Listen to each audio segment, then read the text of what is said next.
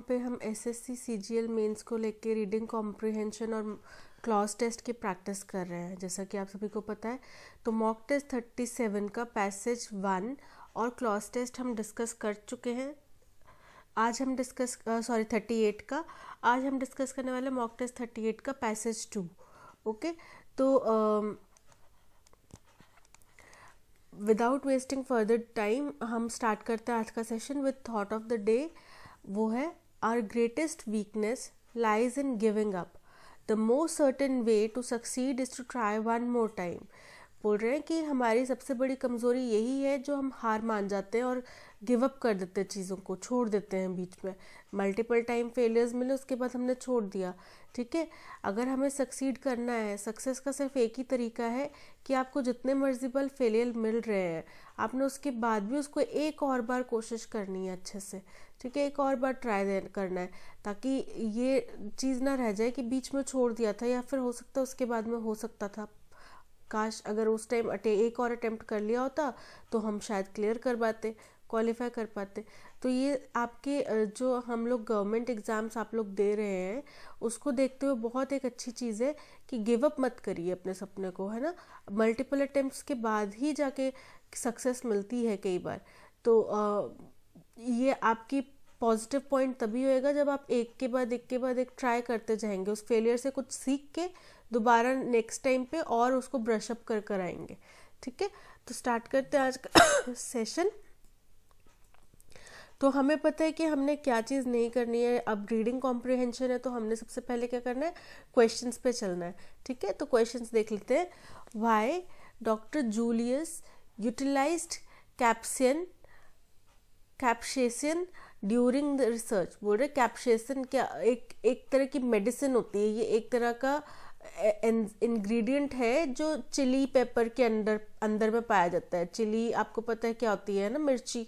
ठीक है, उसके अंदर में ये एक एंजाइम है जो पाया जाता है, एक उसका कंपोनेंट है। ठीक है, तो डॉक्टर जूलियस ने इस एंजाइम का, इस कंपोनेंट का, कैप्सेसिन का यूज़ कहाँ किया अपने रिसर्च में। ठीक है, क्यों यूज़ किया उसका अपने रिसर्च में। ठीक है, तो जहाँ पे कैप्सेसिन का जिक्र आएगा, डॉक्टर जूलियस का जिक्र आएगा, हमें वहीं पे अपना आंसर मिल जाएगा। क्वेश्चन 2 है what induce us to react to external heat. बोल रहे वो कौन सी चीज़ है जो हमें प्रेरित करती है एक्सटर्नल, मतलब हमें हमारी बॉडी में वो एक प्रभाव छोड़ती है एक्सटर्नल हीट के लिए, जिससे हम एक्सटर्नल हीट के लिए रिएक्ट करते हैं। होता है ना कि हमें अगर कहीं हाथ में हीट लगी तो हम हाथ अपना पीछे हटा लेते हैं, है ना। हमें अगर कहीं पे भी हीट लगी तो हम उसको अपना वो जो हिस्सा, जैसे अगर पैर पे लगी तो हम उसको पीछे हटा लेते हैं। धूप में हम नंगे पैर नहीं जा सकते। तो वो कौन सी चीज़ है जिसकी वजह से हम ये क्रिया करते हैं, पीछे हटाने का रिएक्शन देते हैं। ठीक है, तो हमें उसको फाइंड आउट करना है। What had been used by the scientist to discover the receptor that senses cold temperature। बोल रहे साइंटिस्ट ने किस चीज़ का यूज़ करके ये डिस्कवरी की, उन रिसेप्टर्स मतलब उन कोशिकाओं का पता लगाया जो कोल्ड टेम्परेचर को सेंस करती हैं। किस प्रोसेस का, किस प्रक्रिया का या किस चीज़ का यूज़ करके उन्होंने ये पता लगाया। ठीक है, how the discovery of pain receptor and cellular mechanism would be helpful। बोल रहे पेन रिसेप्टर और सेलुलर मैकेनिज्म, ये दोनों चीज़ों की डिस्कवरी, इन दोनों चीज़ों की खोज किस तरीके से हेल्पफुल होगी, हमें ये पता लगाना है। ठीक है, तो पेन रिसेप्टर्स और सेलुलर मैकेनिज्म, इन दोनों की खोज की जहाँ बात आएगी वहाँ पे हमें अपना आंसर मिल जाएगा। ठीक है, अब चलते हैं अपने पैसेज की तरफ। थोड़ा सा ध्यान से पढ़िएगा इस पैसेज को, क्योंकि थोड़ा सा साइंटिफिक टर्म्स का यूज़ किया गया है, बायोलॉजिकल टर्म्स का यूज़ किया गया है। ठीक है, तो थोड़ा सा ध्यान से पढ़ते हैं इसको। This year's Nobel prize for physiology और मेडिसिन। फिजियोलॉजी और मेडिसिन के लिए जो नोबेल प्राइज इस साल दिया गया, awarded to the researcher David Julius. कौन से रिसर्चर कौन होते हैं, जो नई नई चीज़ें ढूंढते हैं, रिसर्च करते हैं, है ना। तो किसको दिया गया, डेविड जूलियस, उनका नाम है David Julius and Ardem Patapoutian. ठीक है, ये इनका नाम है।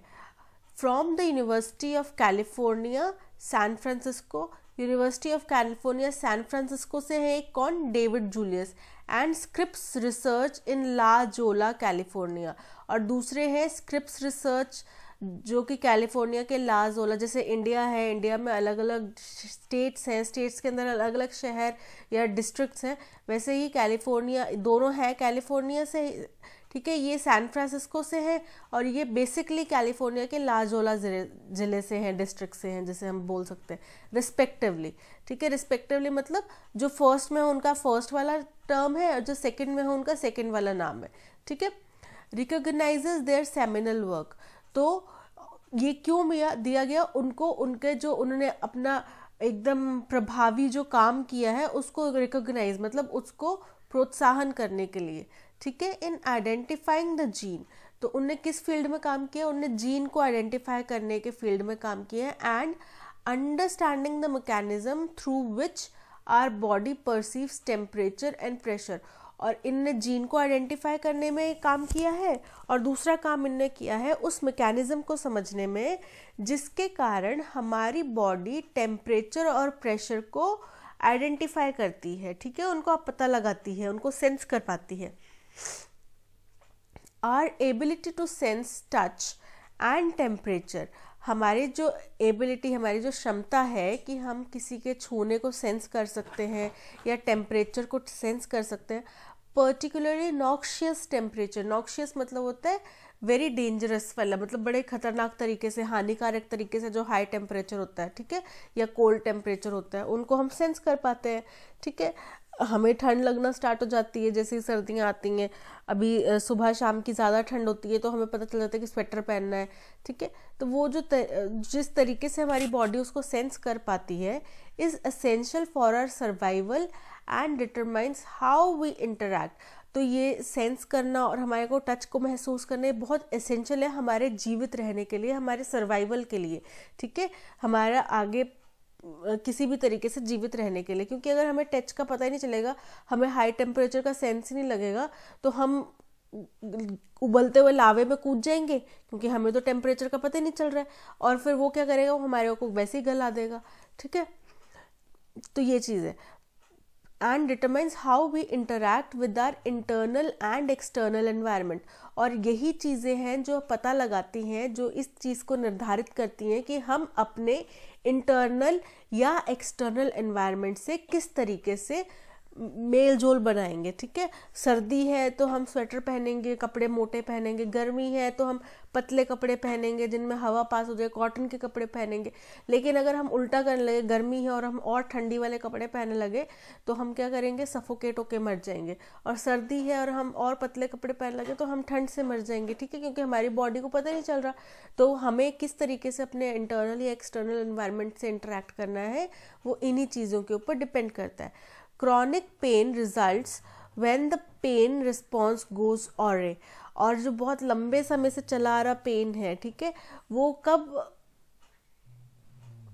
कब होता है, जब हमारा जो पेन है वो आशानुरूप नहीं होता। मतलब हमें लंबे समय से दर्द हो रहा है लेकिन अगर हम उसको आशानुरूप काम ही नहीं कर रहे, कि हमने सोचा था कि यार दवाई खा रहे हैं अब ठीक हो जाएगा, ठीक है, लेकिन वो ठीक कैसे होएगा अगर हम उसके लिए, जैसे अगर हमें बोला है डॉक्टर ने फिजियोथेरेपी करने के लिए या कुछ करने के लिए, अगर हम वो चीज़ नहीं करेंगे तो वो लंबे समय से जो चला रहा पेन है वो उस तरीके से रिस्पॉन्स नहीं करेगा, ठीक है। तो वही चीज़ यहाँ पे कही जा रही है। Doctor Julius utilized capsaicin, a key ingredient in hot chili peppers that induces a burning sensation।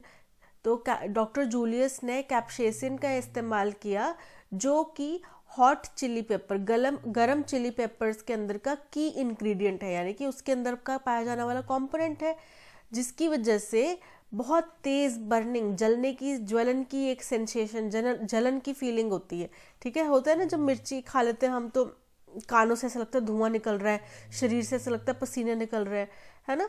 तो वो जो सेंसेशन होती है जलने वाली कि धुआं निकल रहा है, गर्मी लग रही है, वो होती है किस वजह से। अब आपको पता चल गया, आप नेक्स्ट टाइम मिर्ची खाएंगे और आपको लग रहा है कि भाई कानों से धुआं निकल रहा है या शरीर से गर्मी निकल रही है, तो वो किस वजह से हो रहा है, कैप्सेसिन की वजह से, ठीक है। To identify a sensor in nerve endings of the skin. तो ये उन्होंने क्यों यूज़ किया अपनी रिसर्च में, ताकि वो उस सेंसर का पता लगाए जो हमारी स्किन की नसों के अंदर में है, यानी कि एंड्स में होते हैं। स्किन में नर्व्स होती हैं, कोशिकाएं, नाड़ियाँ होती हैं, उस नाड़ियों के ये ऊपर, ये हमारी स्किन है, ये यहाँ पर नाड़ियों का छिद्र है, ठीक है, वो नाड़ियाँ जा रही हैं अंदर, तो ये इसका जो एंड होगा, ठीक है, उसमें जो सेंसर्स होंगे जिन वजह से, या इस एंड में जो सेंसर होंगे जिन वजहों से हम हॉट या कोल्ड टेम्परेचर्स को पता लगा सकते हैं, उनको टेस्ट करने के लिए इन्होंने, कि आइडेंटिफाई करने के लिए इसका इस्तेमाल किया। And the cellular mechanism that responds to uncomfortably hot temperature, तो उन्होंने कोशिकाओं का पता, सेंसर्स का पता लगाने के लिए किया, और सेलुलर मैकेनिज्म की किस तरीके का सेल्स के अंदर मैकेनिज्म, जैसे हमने हॉट चीज़ छुई तो हमारी कोशिकाएं जो है वो एक साथ सिकुड़ जाती हैं या दूर दूर हो जाती हैं, या उनके अंदर एक तरल का फ्लो होने लग जाता है, या वो आगे पीछे हरकत करती है, वो किस तरीके से काम करती हैं, कि जब हम अनकंफर्टेबली, मतलब बहुत ही गंभीर रूप से हॉट टेम्परेचर को हम हॉट टेम्परेचर के संपर्क में आते हैं, तो वो किस तरीके से काम करती है, इन चीज़ों को देखने के लिए उनने किसका यूज़ किया, कैप्सेसिन का, ठीक है। The receptors for heat gets activated only above 40 degree Celsius. The receptor, जो हीट के रिसेप्टर है, वो सिर्फ 40 डिग्री सेल्सियस से अबव के टेम्परेचर पर ही एक्टिवेट होते हैं, यानी काम करते हैं, ठीक है, उससे पहले वो काम नहीं करते। Which is close to the psychophysical threshold. एक साइकोफिजिकल थ्रेशोल्ड होता है, जिसका मतलब होता है एक ऐसे लेवल तक, एक ऐसी इंटेंसिटी तक लेकर जाना अपने स्टिमुलस को, जिस पे जो भी हमारा सब्जेक्ट है, चाहे हम हाथ के स्टिमुलस को देख रहे हैं, किसी पर्सन के स्टिमुलस को देख रहे हैं, वो है वो अपने आसपास में कुछ चेंजेस को पता लगा सकता है, ठीक है। तो जो साइकोफिजिकल थ्रेशोल्ड जो हमारे थर्मल पेन का होएगा, यानी कि हीट से जो हमें मिलने वाला साइको, कि इससे ज़्यादा हीट हम बर्दाश्त नहीं कर सकते, इसके बाद में हमारा दिमाग अपने आप हमें संकेत दे देगा और हमें वहाँ से हाथ हटाना पड़ेगा, ठीक है। होता है ना, ग्लास अगर गर्म है, थोड़ा सा अगर गर्म है तो हम उसको पकड़ लेते हैं, दूध का ग्लास अगर गर्म है, लेकिन अगर बहुत ज़्यादा गर्म है तो हम अपने आप उसको छोड़ देते हैं। क्यों? वो हमारे दिमाग ने उसको बताया कि इतना गर्म हम नहीं पकड़ सकते, ठीक है। तो वो जो थ्रेशोल्ड है, थ्रेशोल्ड मतलब वो जो सीमा है जिसके बाद में आप उसके बाद में आप नहीं आप नहीं पकड़ सकते, ठीक है। Thus allowing us to react to external heat, और इस वजह से, क्योंकि हमारे पास एक साइकोफिजिकल थ्रेशोल्ड है, हमारे दिमाग को पता है कि हम इतने टेम्परेचर से ज़्यादा नहीं उठा सकते, तो इस वजह से हम एक्सटर्नल हीट यानी कि तेज़ तापमान पे रिएक्ट करते हैं, ठीक है। In 2002, 5 years after heat sensor was discovered, तो हीट सेंसर जब डिस्कवर हुआ था उसके 5 साल बाद, यानी कि 2002 में, द टू लॉरेट्स क्या होते हैं? वो लोग जो अपनी फील्ड में इतने माहिर हो चुके हैं, या इतना कि उनको उस फील्ड में कुछ किसी तरीके का अवार्ड, ट्रॉफी, मेडल, रिकॉग्निशन हासिल है, ठीक है। तो जिन दोनों लोगों की हमने बात करी है, वो दोनों लॉरेट्स हैं। लॉरेट्स हैं मतलब वो अपनी अपनी फील्ड के स्पेशलिस्ट हैं। टायन independently used menthol to discover receptor that senses cold temperatures.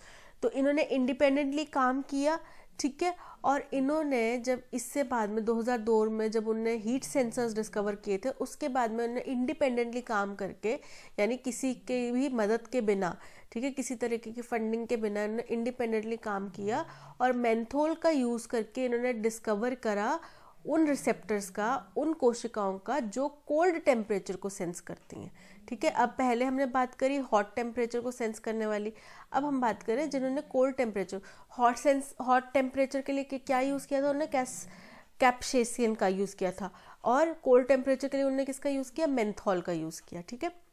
Recent studies have found that discrimination between warm and cold temperatures, बोल रहे अभी हाल की नई स्टडीज़ में पता चला है कि जो डिस्क्रिमिनेशन यानी कि दोनों के बीच में जो अंतर है, वार्म और कूल टेम्परेचर्स के बीच में जो अंतर है, is possible only through simultaneous activation. वो सिर्फ लगातार, साइमल्टेनियस मतलब एक के बाद एक साइमल्टेनियसली काम करते हुए, of warmth sensing nerve fibres, यानी कि हमारे जो नाड़ी जाल है, नाड़ी तंत्र है, उसके जो वार्मथ सेंसिंग यानी कि गर्माहट को सेंस करने वाले जो तंत्र है, उसके साइमल्टेनियस मतलब उसको बार बार एक्टिवेट करने से ही हम हॉट या कोल्ड के बीच का डिफरेंस पता कर पाते हैं। And inhibition of cold sensing nerve fibres, और कोल्ड सेंसिंग नर्व फाइबर्स को एक्टिवेट करने से, ठीक है। यानी कि एक बार आपने हॉट को करा, एक बार मतलब इनहिबिशन मतलब उनको रोक, कोल्ड सेंसिंग वाले को रोक कर, ठीक है, उसमें अवरोध करके, ठीक है। तो हॉट सेंसिंग वाले को, वार्म सेंसिंग वाले को एक्टिव करना और कोल्ड सेंसिंग वाले को अवरोध करना है। तो साइमल्टेनियस एक बारी हॉट वाले को ऑन कर दिया, कोल्ड वाले को ऑफ कर दिया, ठीक है, दूसरी बारी इसको ऑफ कर दिया, दूसरे को ऑन कर दिया, ठीक है। तब हमें पता चलता है कि इन दोनों के बीच में डिफरेंस क्या है। यूजिंग प्रेशर सेंसिटिव सेल्स, ठीक है। तो प्रेशर सेंसिटिव यानी कि जो प्रेशर के लगते ही वो एक्टिव हो जाती है सेल्स, उन सेल्स का यूज करते हुए doctor Patapoutian discovered a novel class of mechanical sensors. तो इन्होंने क्या डिस्कवर करा, इन्होंने एक नई क्लास डिस्कवर करी मैकेनिकल सेंसर्स की, ठीक है, that response to pressure on the skin and internal organs. जो कि अब ये बात हुई, पहले बात हुई डॉक्टर क्या नाम है, डेविड जूलियस के रिसर्च की, जिन्होंने हॉट और कोल्ड का आइडेंटिफाई किया। अब बात हो रही है डॉक्टर पैटापोशिन की, जिन्होंने डिस्कवर करा है प्रेशर के रिलेटेड, ठीक है। तो अब वो बोल रहे हैं कि उन्होंने यूज़ किया एक नई तरह की सेल्स का, नई तरह के सेंसर मैकेनिज्म का, जो कि उस चीज़ के ऊपर रिस्पॉन्ड करता है। रिस्पॉन्ड करना मतलब उसके आपने कुछ एक्शन किया, उसके अगेंस्ट में रिएक्शन हुआ, तो वो रिस्पॉन्स आया ना आपकी तरफ से। मैंने कुछ बोला, अगर मैंने आपको गाली दी तो आपने मुझे उल्टा गाली दी, वो आपका रिस्पॉन्स है, ठीक है। तो जो उन्होंने रिस्पॉन्स, जो प्रेशर को, स्किन के ऊपर होने वाले प्रेशर को या इंटरनल ऑर्गन्स के अंदर में जो भी हो रहा है प्रेशर को, उसके लिए रिस्पॉन्ड कर सके, यानी कि उसका जवाब दे। And the perception of touch and proprioception, तो प्रोप्रियोसेप्शन का मतलब भी परसेप्शन ही होता है। तो वो बोल रहे हैं कि परसेप्शन को यानी कि टच को सेंस करना, ठीक है, टच को आइडेंटिफाई करना, या फिर हमारी इन चीज़ों को टच सेंस करने की काबिलियत को, इन चीज़ों के ऊपर रिस्पॉन्ड करने वाला उन्होंने नया सेंसर बताया, ढूंढा, ठीक है, आइडेंटिफाई किया। Ability to feel the position and movement of our body. अब ये प्रोप्रियोसेप्शन का मीनिंग बता रखा है कि वो क्या होता है, वो एक एबिलिटी होती है जिसमें हम पोजीशन और मूवमेंट, हमारी बॉडी पार्ट्स के पोजीशन की, अभी मेरे को पता है मेरा हाथ सामने है, या मेरा हाथ नोटबुक के ऊपर है, या मेरे को अपना हाथ यहाँ पे रखना है, कहाँ रखना है, पोजीशन उसकी क्या है, उसकी मूवमेंट कैसी होगी, सर्कुलर होगी, स्ट्रेट होगी, गोल गोल होगी, लेफ्ट राइट होगी, क्या मूवमेंट होगी, ये सब जो चीज़ें आइडेंटिफाई कर सकती हैं उसको बोलते हैं प्रोप्रियोसेप्शन, ठीक है। तो इन चीज़ों को आइडेंटिफाई करने वालों ने नया तरीके का सेंसर ढूंढा, mechanical sensor. The cellular mechanism that senses touch also regulates important physiological processes बोल रहे, वो सेलुलर मैकेनिज्म जो हमारी टच को रेगुलेट करता है, सेंस को, टच की सेंस को रेगुलेट करता है, रेगुलेट मतलब बढ़ाता है या चालू रखता है, वो भी एक इम्पॉर्टेंट फिजियोलॉजिकल प्रोसेस है, ठीक है। अगर सपोज करो हम किसी के टच को, सेंस को ही लूज कर दें, ठीक है, हमारे सेंस लूज हो जाए, तो ऐसा होता नहीं है ना, हमें पता चलता है कि हमें कोई टच कर रहा है या हम खुद को टच कर रहे हैं, वो चीज़ हमें पता चलती है। तो ये बनाए रखना भी एक अपने आप में एक प्रोसेस है, ठीक है। Besides laboratory work, insights have been gained by studying people carrying genetic mutations. बोल रहे हैं अब लेबोरेटरी में सिर्फ काम नहीं हुआ है, ठीक है, लेबोरेटरी के काम के अलावा उन लोगों के ऊपर भी स्टडी की गई है, वहाँ से भी इंसाइट्स लिए गए हैं उन लोगों के ऊपर स्टडी करके जिनके अंदर जेनेटिक म्यूटेशन चल रहा है सेल्स के अंदर। यानी कि जेनेटिक म्यूटेशंस मतलब पिछली पीढ़ी की सेल्स इस तरीके थी, ठीक है, इस तरीके की थी, अगली पीढ़ी की सेल जो है वो इस तरीके की हो गई, उससे अगली पीढ़ी की सेल जो है वो उसके अंदर स्पाइक्स आ गए, ठीक है। तो ये म्यूटेशन चल रहा है सेल्स के अंदर में, तो वो जेनेटिक मतलब जीन्स के अंदर में म्यूटेशन चल रहा है, ठीक है। तो इन cellular mechanism system of temperature, pain, touch, pressure, sensation, इन चीज़ों को सेंस करने की हमारी काबिलियत के अंदर में वो क्या चल रहा है, म्यूटेशन सेल्स को, उनको भी स्टडी किया गया. The discovery of pain receptors and the cellular mechanism have attracted pharmaceutical companies.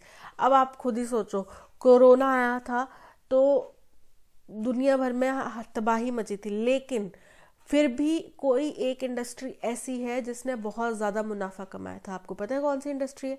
Pharmaceutical industries.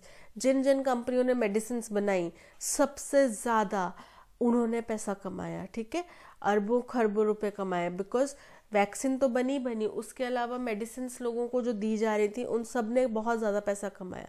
ठीक है, तो अब अगर कोई नई चीज़ हमारे शरीर की बीमारी के ऊपर, शरीर के किसी चीज़ अंग के ऊपर अगर कोई नई डिस्कवरी आई है तो सबसे ज़्यादा इसमें आकर्षण किसको होगा? फार्मास्यूटिकल कंपनीज को. ठीक है, फार्मेसी को. तो बोल रहे हैं कि जो पेन रिसेप्टर्स की और सेलुलर मैकेनिज्म की डिस्कवरी हुई, इसने सबसे ज़्यादा फार्मास्यूटिकल कंपनीज को अट्रैक्ट करा, आकर्षित करा, as these could be targets for novel medicine, क्योंकि उनको पता है कि यहाँ पे अब नई मेडिसिन की खोज का जरिया बन रहा है. ठीक है, अगर देखो नई बीमारी ही कोई नहीं आएगी तो पुरानी मेडिसिन ही चले जा रही हैं, तो उसमें रिसर्च एंड डेवलपमेंट की टीम का क्या काम रह जाएगा फार्मास्यूटिकल्स में. लेकिन क्योंकि नई नई बीमारियां अपने आप के म्यूटेट करती रहती हैं, है ना. पहले कैंसर नहीं हुआ करते थे हमारे, इतने ज़्यादा हम लोग फसलों में यूरिया वगैरह यूज़ नहीं करते थे, तो कैंसर भी नहीं होता था. अब जैसे कि हमें पता है कि हरित क्रांति आई तो पंजाब में कैंसर कितना ज़्यादा बढ़ गया, है ना. तो हर एक चीज़ के प्रोज एंड कॉज है. तो अगर बीमारी नहीं होगी तो कंपनीज, मेडिसिन कंपनीज क्या काम करेंगी रिसर्च का. Though there are challenges to be addressed before such drugs can be clinically meaningful. लेकिन इनके आगे भी अब फार्मास्यूटिकल इंडस्ट्री अट्रैक्ट तो हो रही है, आकर्षित तो हो रही है, लेकिन इनके आगे भी चैलेंजेस हैं जिनको इन ऐसी ड्रग्स को क्लिनिकली मीनिंगफुल, मतलब ऐसी ड्रग्स का असल मकसद स्थापित करने से पहले, यानी कि ये ड्रग्स हमारे लिए ज़रूरी हैं, ये चीज़ मैंडेटरी करने से पहले उनको और परेशानियां जो है और जो इनके चैलेंजेस हैं उनसे जूझना पड़ेगा. The hope is that newer approaches में one day bypass the hurdle. और यही उम्मीद है कि जो नए नए हम लोग अप्रोच लेकर आ रहे हैं, नए नए तरीके लेकर आ रहे हैं चीज़ों से डील करने के, मेडिसिन लेने के, ठीक है, वो बाकी सब चीज़ों को, हर्डल्स को बाईपास कर देंगे. बाईपास कर देंगे मतलब उनको पार करके निकल जाएंगे. ठीक है, उनसे बच के निकल जाएंगे. Further research will help in understanding the functions of the receptors. बोल रहे और ज़्यादा रिसर्च करने में, रिसर्च करके हमें हेल्प मिलेगी कि हम फंक्शंस, इसके फंक्शंस को और ज़्यादा अच्छे से समझ सकें. ठीक है, हमें अभी मतलब इसके फंक्शंस को, रिसेप्टर्स के फंक्शंस को और ज़्यादा समझने के लिए और ज़्यादा रिसर्च की ज़रूरत है in a variety of physiological processes and to develop treatments for a wide range of disease condition. बोल रहे हैं क्यों हमें ज़रूरत है, ताकि हम इसकी फिजियोलॉजिकल, यानी कि इसकी जो फिज़िकल प्रोसेस है उसको समझ सकें. ठीक है, उसको समझ सकें और फिर इनके उसी के अकॉर्डिंग हम वाइड रेंज बहुत सारी बीमारियों के ट्रीटमेंट डेवलप कर सकें. ठीक है, इसके लिए हमें और ज़्यादा रिसर्च की ज़रूरत है. This year's prize once again underscores the great contributions refugees. पूरे इस साल का जो प्राइज़ दिया गया है, नोबेल प्राइज़ दिया गया है, इसने एक और बार ये इस बात की तरफ इशारा किया, इस बात को सुनिश्चित कर दिया कि बहुत ज़्यादा बड़ा कंट्रीब्यूशन मिलता है हमें रिफ्यूजीज़ के द्वारा. Fleeing war torn countries can make to science and other fields. बोल रहे उन रिफ्यूजीज़ के द्वारा जो वॉर, यानी कि जो जंग से जूझी हुई कंट्रीज़, जंग के मैदान में बिल्कुल निस्तो नाबूद हो गई कंट्रीज़ जो है, जैसे अभी यूक्रेन रशिया में वॉर चल रहा है, तो अभी इनका कहने का मतलब ये है कि अब अगर इस टाइम पे वहाँ से जो लोग भाग कर आएंगे, रिफ्यूजीज़ वहाँ से उन अपने देशों को छोड़ कर आएंगे, वो जो लोग होंगे वो ऐसे लोग होंगे जिनसे हमें इन फ्यूचर में कुछ अच्छी रिसर्च करने की हम उम्मीद कर सकते हैं. ठीक है, और साइंस की फील्ड में या ऐसी कुछ अलग फील्ड्स में वो अच्छा काम कर सकते हैं. ठीक है, तो ये उनका कहना है। Doctor Patapoutian who is of Armenian origin. अब ये इन्होंने क्यों कहा, अब ये इन दोनों रिसर्चर्स हैं जिनको प्राइज मिल रहा है, उनके बैकग्राउंड थोड़ा सा बता रहे हैं ये, ठीक है। तो वो बोल रहे हैं डॉक्टर पैटापोशियन जो है वो एक आर्मेनियन ओरिजिन के पर्सन है जो कि grew up in Lebanon during the country's prolonged civil war. तो ये लेबनन वहाँ की जगह है, ठीक है, आर्मेनिया की, वहाँ के लेबनन शहर में पले बड़े हैं। और कब पले बड़े हैं वहाँ पे, जब कंट्री में यानी कि उनके देश में बहुत लंबा एक सिविल वॉर चल रहा था, और ये उस दौरान fled to the US in 1986 as an 18 year old. तो और ये उस टाइम पे यूएस भाग कर आ गए, ठीक है। यूएस के लिए फ्लेड मतलब वहाँ पे उड़ के चले गए, यानी कि यूएस चले गए, ठीक है, भाग के। और कब, 1986 में। और कितने साल के थे उस टाइम, ये सिर्फ 18 साल के थे। From being blissfully unaware about science as a career in Lebanon. तो जिनको बिल्कुल भी ज्ञान नहीं था कि साइंस की फील्ड में इतना अच्छा करियर भी हो सकता है, जब वो लेबनन में थे, he not only fell in love doing basic research.